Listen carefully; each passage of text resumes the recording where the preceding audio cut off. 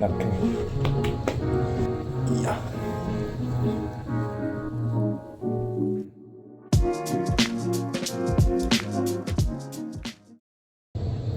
This is how I learned how to raise, well, this girl right here. So meet Lyla. Lyla, can you say hi? Can you say hello to the camera? So this is Lyla. This is our 10-month-old Border Collie, and we got her when she was just 2 months old. And let me tell you, she was a total head case for the first couple of weeks. I honestly didn't know how I was going to get through in dealing with her, just because she was so tough on me mentally.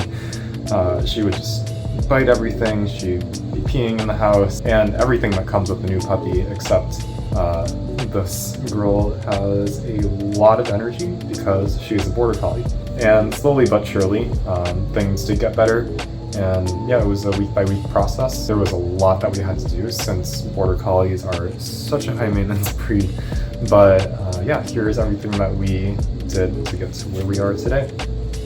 So first and foremost would be research and planning. So we definitely overdid it, but I think it's better to do that than not do enough.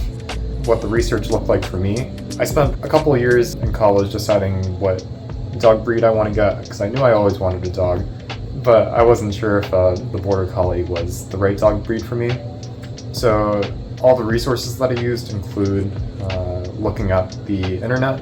That includes different blog posts, different websites, YouTube channels. There's a lot of great ones out there that explain the different dog breeds, and there were some already that was Border Collie specific, so I'd recommend you looking into those as well.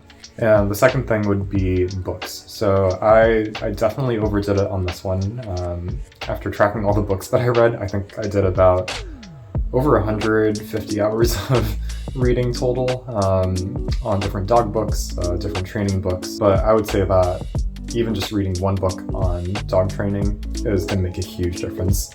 And then planning-wise, we went overkill on this one too. So we made a whole spreadsheet with her daily schedule and what that would look like. And then other areas like areas of training that we want to work on with her, different socialization experiences that we want to give her, and even a list of all the tricks that we want to teach her as well. So we just have it all neatly laid out. And moral of the story is you don't have to do it as intensely as I did, but any amount of research beforehand will definitely help you out in the long run.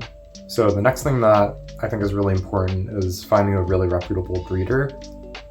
Again, this plays hand in hand with the research that you do beforehand, especially with Border Collies, because they are such a high maintenance breed, and the last thing you want is a crazy Border Collie that has parents that are crazy and you don't even know about it, and they're not bred responsibly. They have a lot of fear already coming into your home, and any trauma that they might experience at a bad breeder or irresponsible breeder, that's just not worth it, and you don't want to be supporting any irresponsible breeders as well.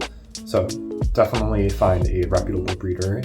Another thing is being super consistent in your training. I strongly believe that dogs don't ever take a day off in terms of learning and the information that they are gathering into their head.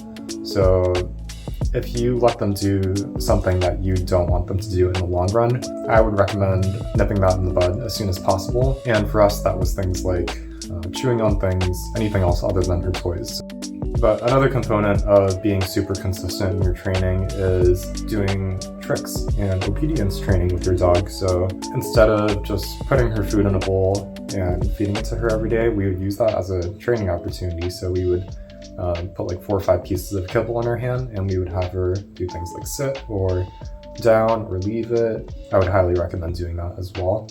And then I would also say positive exposure is a huge part. When she was very young, we would invite over all of her friends, not all at the same time, but one by one, and just have her build positive experiences with those people. We tried to introduce her to people of all different ages, all different races, skin color, and we think that has been really beneficial with her because she loves people, no matter who it is. And last but not least, I think by far the most important part of having a puppy in your first year is building the bond. that's really the reason why we got Lyla in the first place, is so that we can have a loving companion and we can show our love to her. And yeah, it gives your dog a reason to listen to you in the first place when you want your dog to be obedient. So building that bond is just so huge. Inevitably, when Lyla is no longer with us, I will definitely be wishing that I can show my love to her just one more time. Thanks for watching this video. If you liked it, give it a thumbs up and leave any questions that you might have in the comment section below, and I will try my best to answer it. And until the next video, I'll see you guys.